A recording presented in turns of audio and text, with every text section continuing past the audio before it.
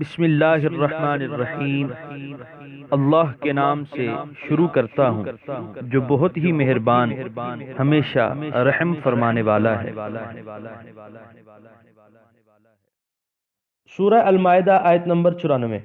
یا ایہا الذین آمنوا لیبلونکم اللہ بشیء من الصید تنالہ ایدیکم ورماحکم لیعلم اللہ من یخافہ بالغیب فمن اعتدی بعد ذلک فلہ عذاب علیم۔ ترجمہ: اے ایمان والو، ضرور آزمائے گا تمہیں اللہ تعالیٰ کسی چیز کے ساتھ شکار سے، پہنچ سکتے ہیں جس تک تمہارے ہاتھ اور تمہارے نیزے، تاکہ پہچان کرا دے اللہ تعالیٰ اس کی جو ڈرتا ہے اس سے بن دیکھے۔ پس جو شخص حد سے بڑھے گا اس تنبیہ کے بعد تو اس کے لیے دردناک عذاب ہے۔ سورہ المائدہ آیت نمبر 94 کے پہلے حصے کی تفسیر۔ عرب کے بادیہ نشین جانوروں اور پرندوں کا شکار کر کے گزر اوقات کیا کرتے تھے۔ احرام کی حالت میں ان کا شکار سے باز رہنا کچھ کم صبر آزمار نہ تھا، خصوصاً ایسی حالت میں جب کہ قدم قدم پر ہرنوں کی ٹولیاں اور پرندوں کے جھرمٹ دلوں کو للچا رہے ہوں۔ اس کی حقیقت کسی شکاری سے پوچھیے جس کے سامنے سے ہرنوں اور نیل گاؤں کا غول گزر رہا ہو اور وہ انہیں آسانی سے نشانہ بھی بنا سکتا ہو، اور اس وقت اسے شکار کرنے سے روک دیا جائے تو اس کی کیا حالت ہوتی ہے۔ اس حکم سے مسلمانوں کا امتحان لیا جا رہا ہے کہ جب تم احرام باندھ لو تو کسی جانور یا پرندے کا شکار نہ کرو۔ سورہ المائدہ آیت نمبر 94 کے بقیہ حصے کی تفسیر۔ پہنچ سکتے ہیں جس تک تمہارے ہاتھ اور تمہارے نیزے، اس میں رسیاں، جال، تیر، بندوق، شکاری کتے، غرض یہ کہ شکار کا ہر ذریعہ داخل ہے۔ سورہ المائدہ آیت نمبر 95۔ یا ایہا الذین آمنوا لا تقتلوا الصید وانتم حرم ومن قتلہ منکم متعمدا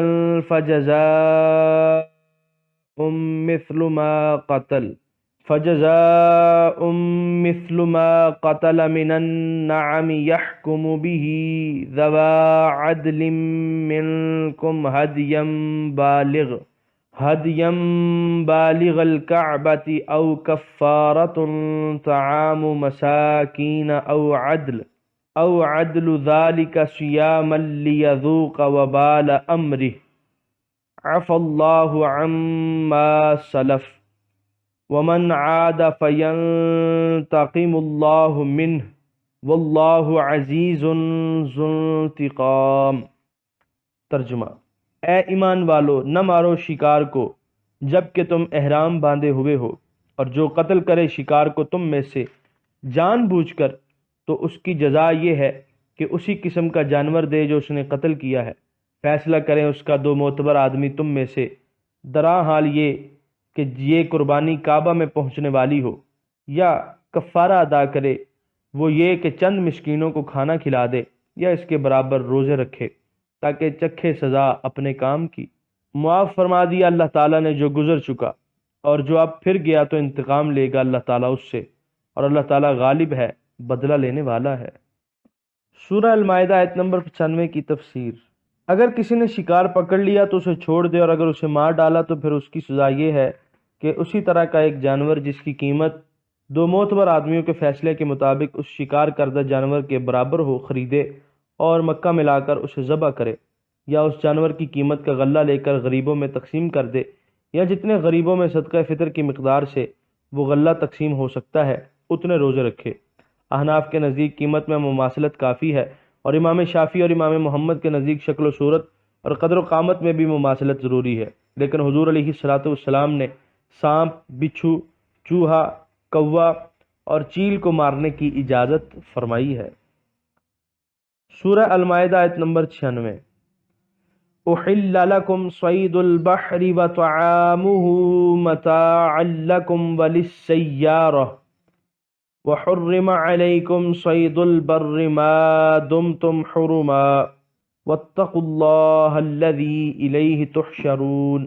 ترجمہ: حلال کیا گیا ہے تمہارے لیے دریائی شکار اور اس کا کھانا، فائدہ اٹھاؤ تم اور دوسرے قافلے، اور حرام کیا گیا ہے تم پر خشکی کا شکار جب تک تم احرام باندھے ہوئے ہو، اور ڈرتے رہو اللہ تعالیٰ سے جس کے پاس تم اکٹھے کیے جاؤ گے۔ سورہ المائدہ آیت نمبر 97۔ جعل اللہ الكعبة البیت الحرام قیاما للناس والشہر الحرام والہدی والقلائد ذلك لتعلموا ان اللہ يعلم ما في السماوات وما في الارض وان اللہ بكل شیء علیم۔ ترجمہ: بنایا ہے اللہ تعالیٰ نے کعبہ کو جو عزت والا گھر ہے، بقا کا باعث لوگوں کے لیے، نیز حرمت والے مہینوں کو اور حرم کی قربانی اور گلے میں پٹے پڑے ہوئے جانوروں کو، تاکہ تم خوب جان لو یقیناً اللہ تعالیٰ جانتا ہے جو کچھ آسمانوں میں ہے اور جو کچھ زمین میں ہے، اور یقیناً اللہ تعالیٰ ہر چیز کو خوب جانتا ہے۔ سورہ المائدہ آیت نمبر 97 کے پہلے حصے کی تفسیر۔ مکعب نما ہونے کی وجہ سے اس گھر کو کعبہ کہا گیا۔ حدود حرم میں شکار کی ممانعت کرنے کے بعد اب بتایا جا رہا ہے کہ جس طرح کعبہ اور اس کی حدود جانوروں کے لیے امن گاہ ہیں، اسی طرح کعبہ انسانوں کے حفظ و بقا کا بھی سبب ہے۔ قیام اصل میں قوام تھا، واو کا ما قبل مکسور تھا، اس لیے اسے یا سے بدل دیا گیا۔ کعبہ مقدسہ تکوینی اور تشریعی دونوں لحاظ سے لوگوں کے حفظ و بقا کا ذریعہ ہے۔ تکوینی لحاظ سے تو اس طرح کہ اللہ تعالیٰ نے اس گھر کی عزت و عظمت لوگوں کے دلوں میں ایسی مستحکم کر دی ہے کہ اس زمانے میں جب کہ جزیرہ عرب میں کوئی حکومت نہ تھی، کوئی قانون نہ تھا، کوئی دین نہ تھا، اور قتل و غارت کی گرم بازاری تھی، اس وقت بھی یہاں کوئی کسی کو چھیڑتا نہیں تھا۔ باپ کا قاتل بھی اگر وہاں آ جاتا تو اس کی طرف بھی بری نظر سے نہ دیکھا جاتا، باوجود اس کے کہ گرد و نواح کا علاقہ سب صحرا اور ریگستان تھا، لیکن تجارتی قافلوں کے لیے یہی منڈی تھی۔ عرب کے گوشہ گوشہ سے لوگ یہاں ہی جمع ہوتے اور کاروبار کرتے۔ یہ گویا حضرت ابراہیم علیہ السلام کی اس دعا کی برکت تھی، اور تشریعی طور پر اس طرح کہ حج و عمرہ کی عبادات یہاں ہی ادا کی جاتی ہیں۔ ہر مسلمان دنیا کے کسی گوشے میں ہو، نماز کے وقت کعبہ کی طرف ہی رخ کر کے کھڑا ہوتا ہے۔ حج کے موقع پر دنیا کے کونے کونے سے کلمہ گو کھچے چلے آتے ہیں۔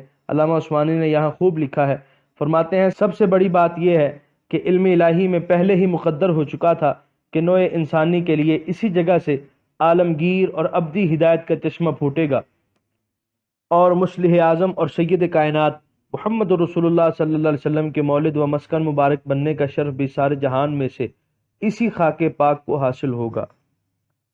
سورہ المائدہ آیت نمبر 97 کے بقیہ حصے کی تفسیر۔ حرمت والے مہینے بھی لوگوں کے حفظ و بقا کا سبب تھے، کیونکہ انہی 4 مہینوں میں تجارتی قافلے بے خوف و خطر ادھر ادھر جا سکتے تھے، لوگ مطمئن ہو کر اپنے مقاصد کے لیے دور دراز کے سفر کر سکتے تھے۔ خوف و ہراس کے بادل جو ہر وقت افق پر منڈلاتے رہتے تھے وہ بھی ان مہینوں میں چھٹ جاتے تھے۔ انہی دنوں میں لوگ حج و عمرہ کی سعادت سے بہرہ اندوز ہو سکتے تھے۔ انہی وجوہ کے پیش نظر ان حرمت والے مہینوں کو بھی قیام للناس فرمایا گیا۔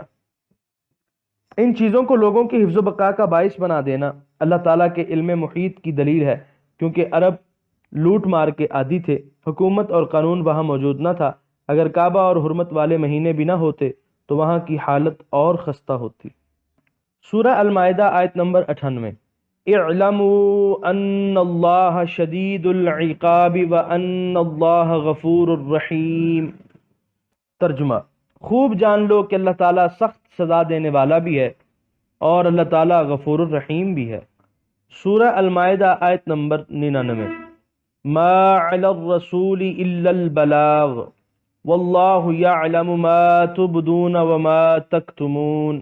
ترجمہ: نہیں ہمارے رسول پر کوئی ذمہ داری سوائے پیغام پہنچانے کے، اور اللہ تعالیٰ جانتا ہے جو تم ظاہر کر رہے ہو اور جو چھپا رہے ہو۔ سورہ المائدہ آیت نمبر 99 کی تفسیر۔